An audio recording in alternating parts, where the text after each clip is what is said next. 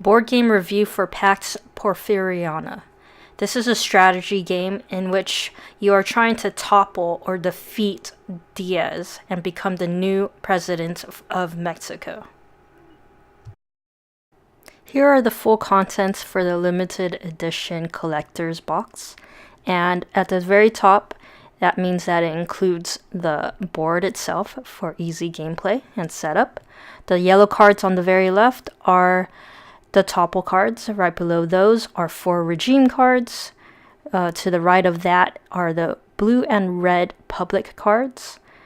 Above that are Hacendado cards, so they're gray on one side and very colorful on the other. The 3 packets of black cards on the right are used for gameplay and are put into the market. Right below that is a sequence of play card, which is a good player aid card. To the right of that is income chips that come with the board game are pretty slippery and really small, so I like to use poker chips instead.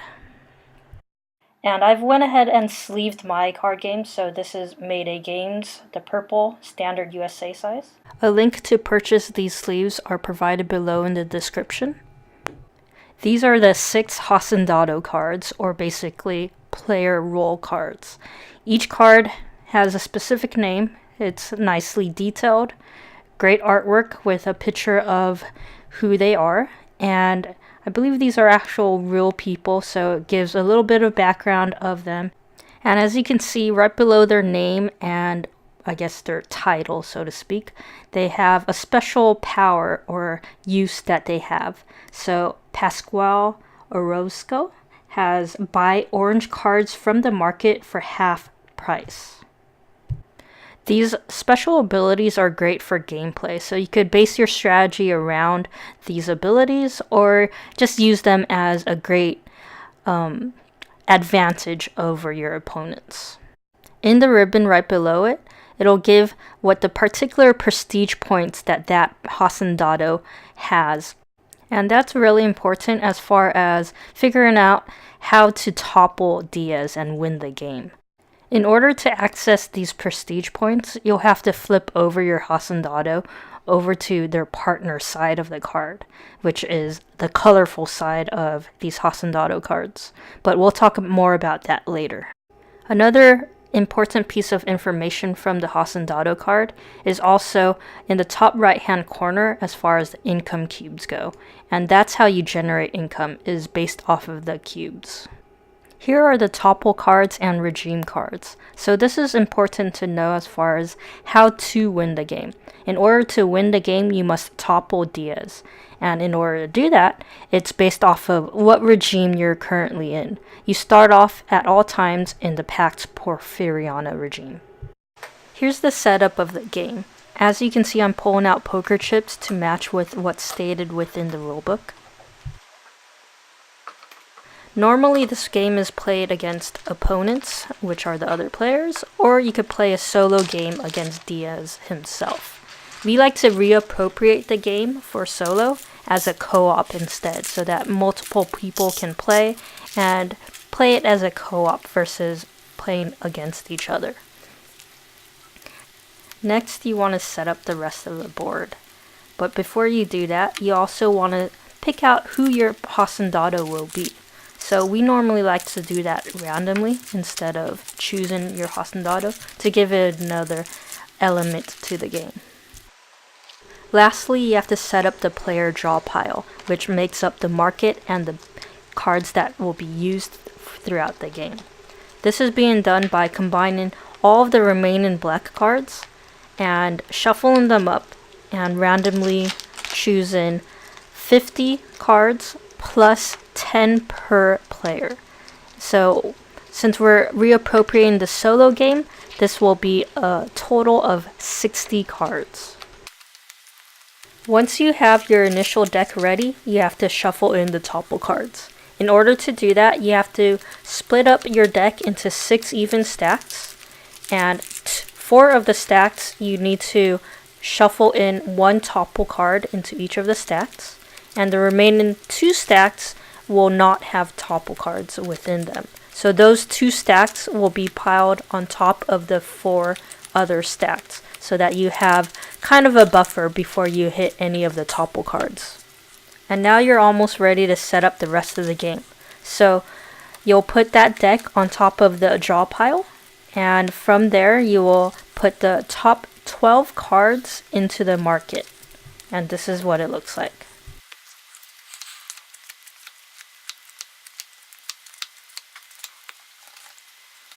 The first player always starts with 4 income chips, which is denoted with the 4 white poker chips up above. In the first column, with a 0 market value, we have a red card, which is troops, and a black card. Going from left to right, you could see the values of the market of being 0, 1, 2, 4, 8, and 16 income in order to purchase that from the market. Sequence of play is to do 3 actions.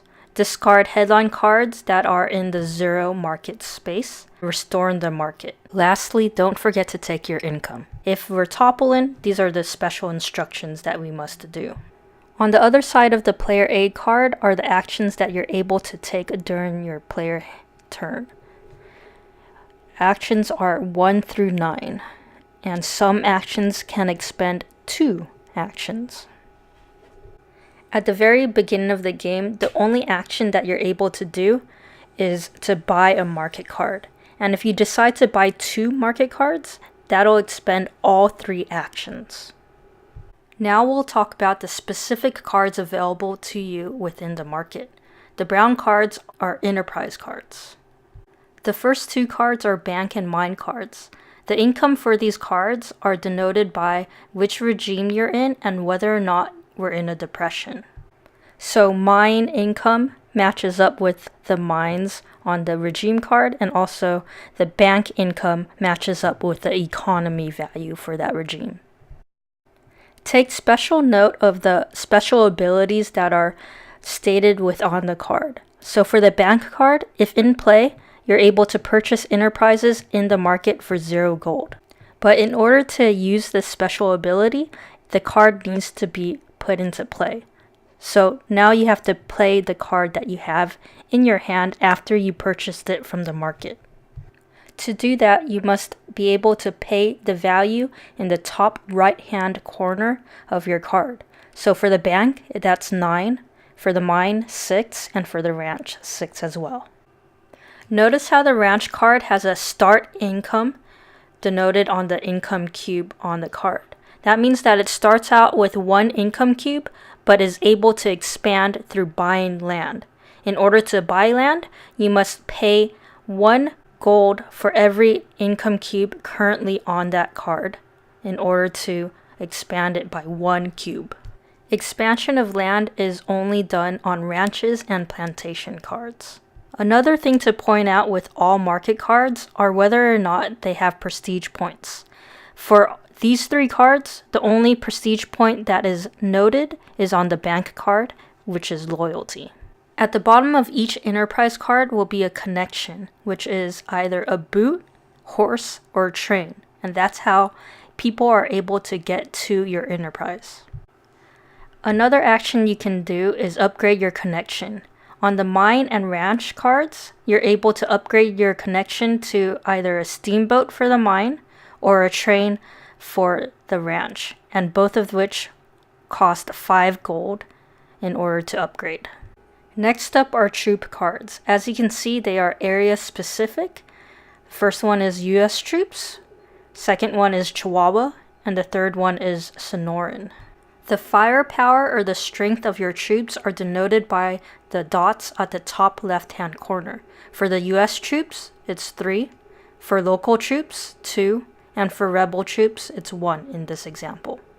In order to play or redeploy troops, you must pay the connection cost, which matches up with the enterprise card, and the area for the troops must match the area for the enterprise. And you could either deploy them to your own enterprises or to your opponents. When you deploy troops to your opponents, you are extorting their enterprise. So therefore, you would take off one of their income cubes and replace it with one of yours. To prevent extortion, you might want to deploy your troops to your own enterprises. Keep in mind your firepower though. Basically, if you have a low firepower, they can easily be overtaken by another troop. Next up are partner cards. Partner cards are good because they either give prestige points or they give a special ability. Notice how the card on the left is double-sided. So one side is blue, one side is green. The green side provides loyalty prestige, and the blue side provides outrage prestige. So when you play this partner card, you could either choose one of the two prestige points. Choose it wisely because you're unable to readjust it later on. Black cards are normally a disadvantage to your opponent and are only applied to partner cards or to the Hacendado card, but may provide them with prestige points. The right card provides outrage prestige points to whoever it's applied to. You could apply it to either your opponent or to yourself. The reason why you would play a black card on your own Hacendado or partner card would be the straw man, which is to gain prestige points for yourself. So that outrage will be for your own Hacendado. Similar to the black cards are orange cards, and these are used against enterprises. Notice the top left-hand corner, which denotes how much gold you will be stealing or how much unrest you will be placing onto that enterprise. If there is unrest at an enterprise, it is unable to collect income, and therefore the player would want to remove the unrest by using a police action. In order to do this, it either has to pay 3 gold for every unrest token, or if there's troops at that enterprise, the cost for police action is 0 gold. Another option to remove unrest would be to redeploy troops. For every firepower, each unrest is removed. Headline cards are interesting in which they are able to either change the regime or create strife. Strife occurs when there are both factions present. So on the left card, the blue and the red factions, and on the right card, the red and the green factions. Randomly select which faction wins, and the losing faction is removed from that player's tableau. If you don't want a headline to take into effect, so you don't want strife or the change in regime, then you could always choose the status quo orientation. On both headline cards and the topple cards, there's a symbol on the top left-hand corner of either a bull or a bear. In order to prevent depression, you have to make sure that no 2 bears follow each other in the discard pile, so watch out. To the right of the market are 2 public cards. Public cards are purchased at the play value, so 18 for the Teddy Roosevelt and 16 for the Catholic Church. They could be played on either side, depending on which prestige points you want. On the opposite side, you have command for both public cards. Just below the public cards are the regime cards. As you can see, there are 4 different regimes that could be played, and we always start out with the Pax Porfiriana regime. There are 2 actions that I did not cover. First one being sell a hand or tableau card, and you are unable to sell an enterprise that is in unrest.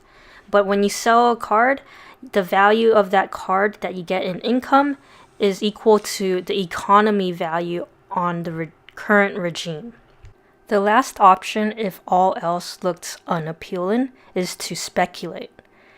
By doing so, you place one of your income cubes onto any of the cards that is not purchased on the market, and when someone else purchases it, you get that purchase value as income. Also, if that card is available in any future turns, then you are able to purchase that card from yourself as long as you have enough to pay yourself for that card. Already have all 15 cubes in play? Don't worry, you can still move any of your cubes except for extortion cubes from one card to another valid card. So go ahead and use that. Toppling is pretty straightforward. Just follow these 3 steps and just see whether or not you're able to topple Diaz and be a winner.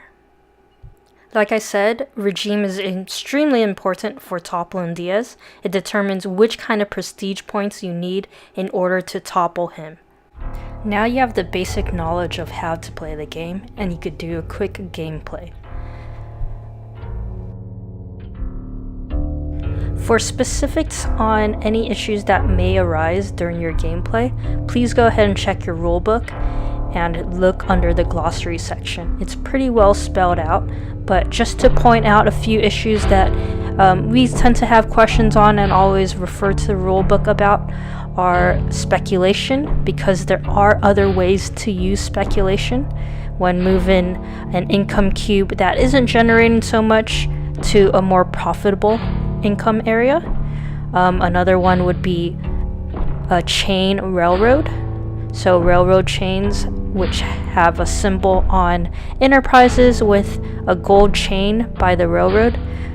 That's also a specific term and icon that always tends to trip us up. Lastly, as well, for the connections are the connection cubes and how they're treated when there's unrest on your enterprise. Lastly, I would also point out rail connected, or when you're upgrading from a railroad to, let's say, a steamboat or a canal. Those are also spelled out within the glossary itself. So very handy to keep that next to you when you're playing, and as you've noticed, we have referred to it a good handful of times while we were playing as well. So don't be afraid to always keep that handy. That's why it's there.